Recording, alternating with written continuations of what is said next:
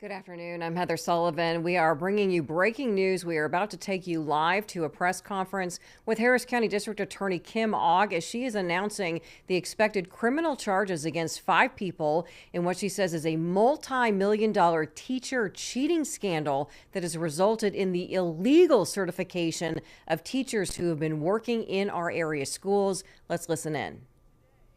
5 people have been charged with 2 counts each of engaging in organized criminal activity, and all face first or third degree felony charges that can carry sentences ranging from 2 years to life imprisonment. They are accused of running a fraudulent teacher certification testing scheme right here in Houston that utilized a test-taking proxy or teacher impersonator to take the test, along with a corrupt testing proctor to allow the switch between the applicant and the proxy test taker. This was used to certify more than 200 unqualified teachers, all now practicing or having practiced here in our Texas public schools and in districts across the state. Worse yet, the cheating teachers include at least 2 sexual predators who, once falsely certified, had access through their employment to underage kids on campus and off. One has been charged with indecency with a child, another with online solicitation. The 5 individuals charged are Vincent Grayson, the head boys basketball coach at Booker T. Washington, where he's worked for nearly 20 years. He is the kingpin and organizer of this scheme. Tawana Guilford Mason, also charged. She worked at H-Tech, Houston Training and Education Center, where she was the proctor who allowed an impersonator to sit for the exams instead of the actual teacher applicants. Nicholas Newton, an assistant principal at Booker T. Washington, was the test applicant's proxy or impersonator. Darian Nicole White acted also as a corrupt testing proctor at one of the centers. And finally, LaShonda Roberts, an assistant principal at Yates High School, is charged as a recruiter and referral agent who brought in many individuals who sought the services of the impersonator test taker. This scheme goes back, as far as our investigation can take it, to May 2020, which, as you recall, was right at the beginning of the world shutdown for the COVID pandemic.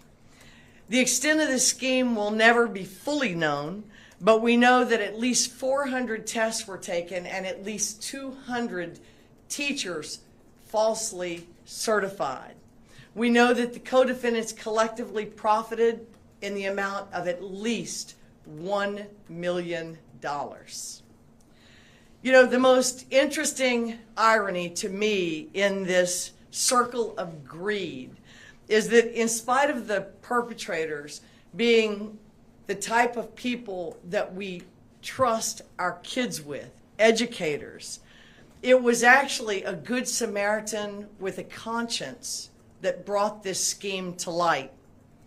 A former coach applying as a police officer in a different part of Texas had an attack of conscience and came forward with a scheme that was apparently well known among teacher applicants wanting to be certified, and busted this phony test-taking scheme right out of the water. I want to thank the TEA for reaching out to the Office of the Attorney General, and I want to thank the Office of the Attorney General for reaching out to my office and our Public Corruption Division. I'd like to introduce Mike Levine, an Assistant District Attorney in our Public Corruption Division, and I'd like to thank him myself for working on this case for more than a year so that we can prevent future exploitation of our most precious resource, Texas school children. Thank you, Kim. Thank you all for being here. I would like to thank the lead investigator, Mr. John Combs, and Kyle Swihart at the AG's office, who did a lot of work on this case. I'd also like to thank DA investigators, fraud examiners, who pore over spreadsheets and banking information that's not always fascinating, but really holds the devil is in the detail. And also thank you to the security chiefs and investigators at both TEA and their vendor Pearson VUE, who assisted every step of the way in uncovering the extent of this fraud. In mid-2023, TEA became aware of certain irregularities at HTEC, which is Houston's Training and Education Center. That's an approved location for Texas teaching candidates to take their certification exams. A specific tip, as DA Ogg just mentioned, then followed, put some more meat on the bones, and this investigation ensued.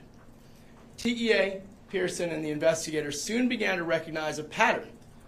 Numerous teacher certification candidates seemed to fit the same criteria, where they would drive from far-flung cities, sometimes from Dallas-Fort Worth or farther. Often these people had previously failed one or more attempts at the certification exam. They then drove, sometimes 4 or more hours, to the Houston area, and suddenly they were passing the test with flying colors.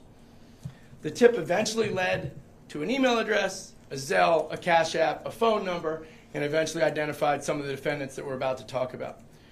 The scope of this investigation has been broad. Investigators have interviewed dozens of teachers.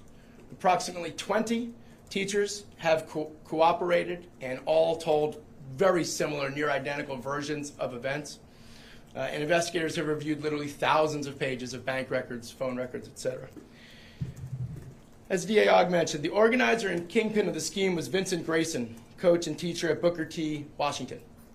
He was able to bribe an employee, Tawana Guilford Mason, at the HTEC testing center. Incidentally, that's a person who's been previously prosecuted for bribery in Harris County 20 years ago in an unrelated case.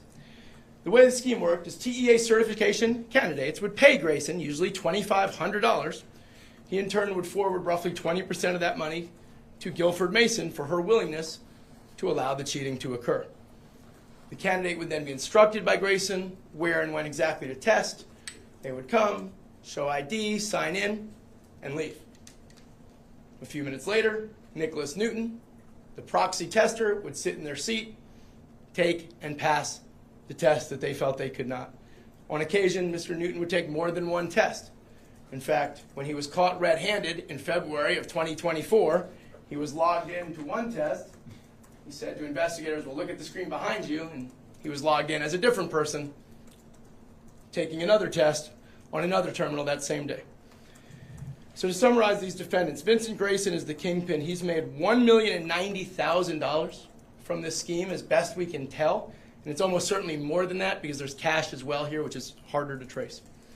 Tawana Guilford Mason, the testing proctor and compliance certification officer for HTEC, was paid at least $125,000 by Mr. Grayson via more than 350 separate transactions on Zelle and Cash App.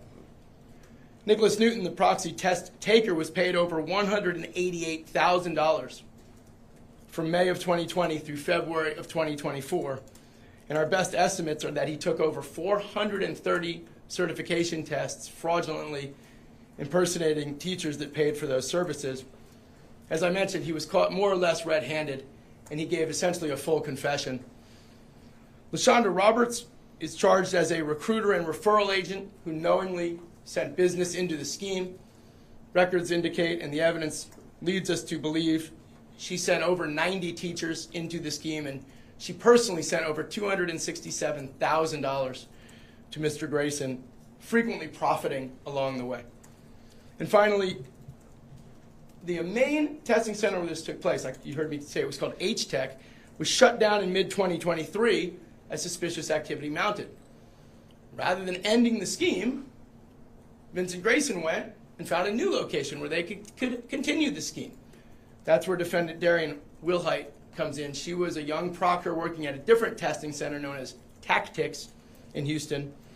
She willingly participated and accepted cash bribes in the amount of approximately $250 each time that she let somebody sign in, leave, and let someone test in their place. All 5 defendants faced 2 counts of engaging. One is based on money laundering because they profited over $300,000. That is a first-degree felony. And the second charge that each defendant faces is also engaging in organized criminal activity based on tampering with a government document. That's based on the false statements that are made when you sit down and test, knowing you're not the person that you say you are. We have not seized accounts, but the investigation is ongoing, and we would encourage anyone who thinks they have additional information to come forward, to contact us or to contact Crime Stoppers, and make sure the information makes its way to investigators. Thank you. All right, hang on just 1 second. I'm hand these out. He's got names and names.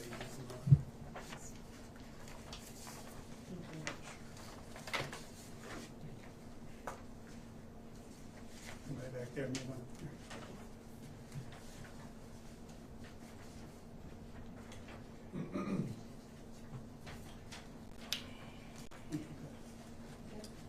Okay, yeah. So you mentioned Nicholas Newton took about 430 tests in the span of this scheme. When he gave his confession to you all as investigators, did he give a why? Of course, you mentioned $188,000, but I mean, the kingpin you're mentioning made over $1 million. Isn't it? I'm not sure whether the test taker knew exactly how much the kingpin made, but it was for money, and that was the why. Financial hard times, and saw an opportunity to make almost $200,000. A lot of people could use that kind of money.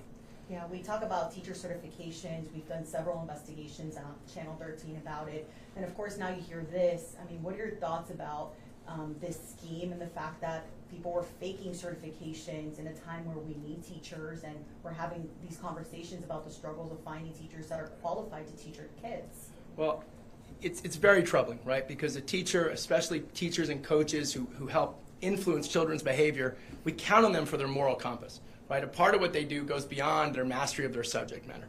To think that this many people without what I would consider a proper moral compass were trying to educate and influence children all across the state is definitely troubling. More than 200 teachers, you guys mentioned, have this fake certification. They knew they had this fake certification, correct? Could they be facing criminal charges? What I can tell you is that our criminal investigation covers the people we've announced today and other people who directly profited from the scheme. That's the ongoing part of our investigation. The teachers will have to deal with TEA. TEA will deal with the licensure part of the examination. They are going to go over every teacher, I'm sure, and take whatever action they see fit if they believe someone fraudulently obtained a certification. What was the perk for these teachers? Like, was it that they needed the certification to keep their employment? Was it that they were going to get a better salary? Like, because you could be uncertified. That's right, but in most districts, after a period of time, you need a certification, or you get a higher paying job with the certification. But yes, it's all of those things you said. Better jobs, better opportunities, higher salary, exactly. Who shut down that testing center? So when all of these irregularities began to appear, Pearson and TEA essentially said, you cannot give these tests anymore. And that was almost the vast majority of the tests they gave were those tests, so that effectively told them they couldn't give Pearson or TEA tests anymore. And then you mentioned something about the indecent assault with a student. Can you elaborate on that? Yeah. You know, one of the dangers of letting anybody in with the certification is they have immediate access to underage kids. And so 2 of the test takers have been prosecuted for sexual-related crimes against children. And it was this access through the certification, which was false, that allowed them to commit the crimes. So, you know, we have seen rapists posing as cops. We've seen rapists posing as teachers. This is more the same. And I will tell you the damage. That's really what I want to get to. To me, the damage is not just to the education system, which is under great duress right now, but it's actually to the families of the children who go to those schools, who trust our government to educate their kids and to keep them safe for 8 hours a day. And it just destroys that kind of faith that our community has in public schools. And I think that's where obviously the greatest damage is to the individual child victims. And we only know of those 2 cases now, but there could be others. And that's why we encourage you to call if there's anyone with information about these phony certifications, to call the local police or to call Crime Stoppers, where we can get the information back. And whether the teachers are prosecuted or not, the most important thing to me is that the ringleaders have been identified and are being rooted out of our home school district, HISD. And the fact that they held positions of power there, where they were held in esteem by the children, is the very worst part of this crime. They didn't deserve those kids' respect, and I think it leaves children feeling betrayed, not knowing who to trust. Sorry. So sorry. Are they all in custody? We believe many of them were picked up today. There may be one or more that's not yet in custody. And it was like a grand jury indictment? That's right. And you think that these uncertified teachers are now in districts all over the state? Yes. Thank you. Or fraudulently certified? The fraudulently certified teachers run the gamut. They're not just in the Houston area. They're not just in the Dallas area. They are literally littered throughout the state. And I'm certain that TEA is going to follow up on a licensure investigation with anyone that they feel is not properly licensed. And the new center where they kind of switched the scheme to, it's still operating and open? I actually don't think so. I think that they've had to shut down as a result of their employee taking bribes. There's not so much suspicion on the whole business. They may be able to open again, but certainly that one employee is going to be facing charges. And I'd like to ask Michael to elaborate, if you will, on the difference in pay between somebody in a non-certified position and what types of teachers we saw using this phony scheme. Sure. So one of the things that we saw, frequently teachers might be able to get hired at first without a certification, but they have a certain time limit. Hey, within 1 or 2 years you have to get your certification. Other times we'd see people put in positions that don't require a certification. Maybe you're the paraprofessional, the teacher's aide in the classroom. You're somebody who watches kids in school suspension, and it's generally a much lower paying job.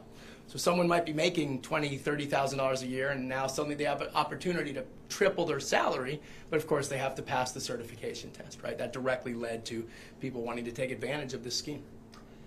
The TEA told me that it's teachers that are for special education and bilingual teachers that have to have their certifications. Is there any indication that any of those two types of teachers were able to pass through this scheme? There's definitely a lot of special ed certification, but we saw examples of cheating on almost every certification test. Social studies, history, a lot of folks on the PPR, which is a test almost all teachers need to take, so it ran the gamut.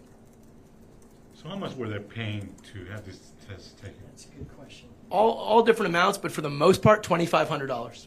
I think the scheme started a little less than that.